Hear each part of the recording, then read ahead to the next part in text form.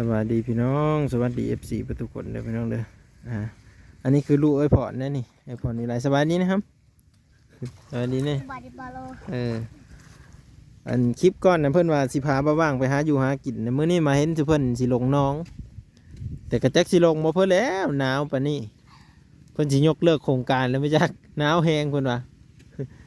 เพื่อนนั่นได้เป็นเพื่อนเลิกเพื่อนนะอายบ่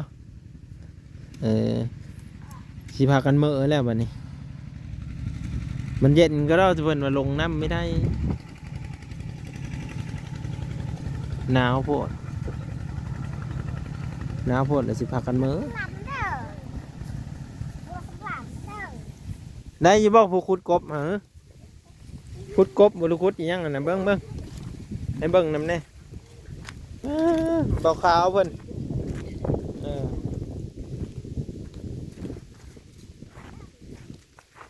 เบิ่นบ่เบิ่นเพลออะเลียงอะโจนี่ได้ในหูหนึ่งนี่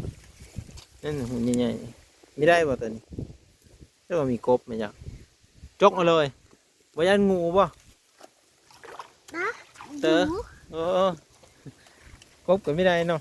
มึงแรงมากไปดิไปได้เอาพูดเลยโอ้บ่าวขาวกับอันอายเพิ่นพากันขุดกบ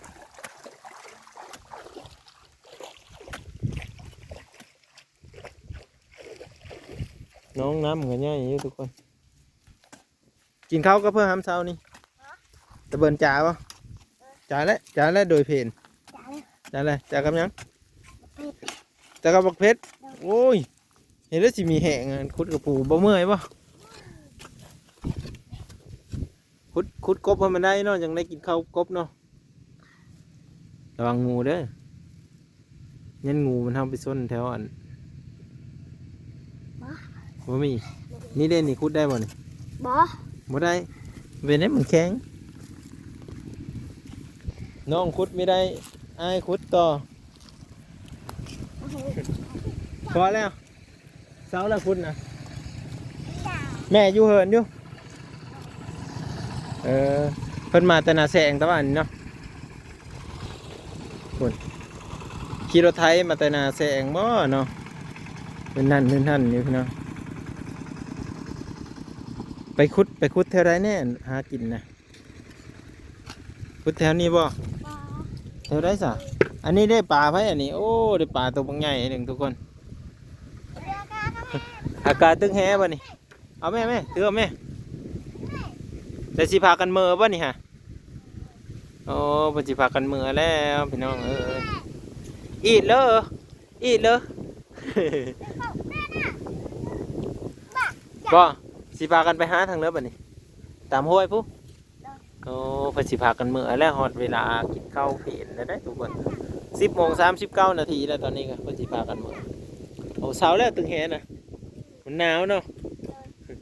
มันหนาวแล้วไม่ไหวเลยทุกคนปฏิพากันเมื่อพูดปฏิเลาะไปพุ่นเลาะไปพุ่นแล้วเลาะขึ้นพุ่นเลยนะก็เป็นทางขึ้นไปแหละบ่อนหาอยู่หากินของชาวบ้านก็คือจะเลาะตามลำห้วยลำน้องเขาก็จะพากันย่างไปตามถนนหนทางลูกไอพรวิไลมาฮอดพี่มาฮอดบ้านบ่าวแต่งไปได้ทุกคนพากันย่างเมื่อนั้นก็ลงห้องลงห้วยฮั่นเนาะแล้วก็หากบหาเขียดไป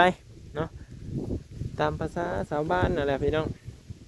บ่อนหาอยู่หากินเพิ่นกะสิหาตามลำห้วยลำน้ำคือประบางว่านะถามเบาแตงที่หนึ่งนี่เพิ่นน้องสะเบาแตงเด้อตัวนี้ก็ถือว่าเพิ่นก็ได้น้องสะกว้างใหญ่อยู่ทุกคนน้องสะเพิ่นก็กว้างใหญ่แต่บอนเพิ่นเห็นเงินนิสานก็พูนอยู่พูนเนาะเอาแนมไปนี่ก็สิเห็นเฮือนซานเพิ่นเนาะเป็นระเบียบจบงามเดินเหินเพิ่นกันอยากให้สาวร้อยอยากให้พ่อเฒ่าเกิ่งมาเบิ่งอยู่เดินสารลานแป้นเพิ่นก็สะอาดจบงามดีทุกคน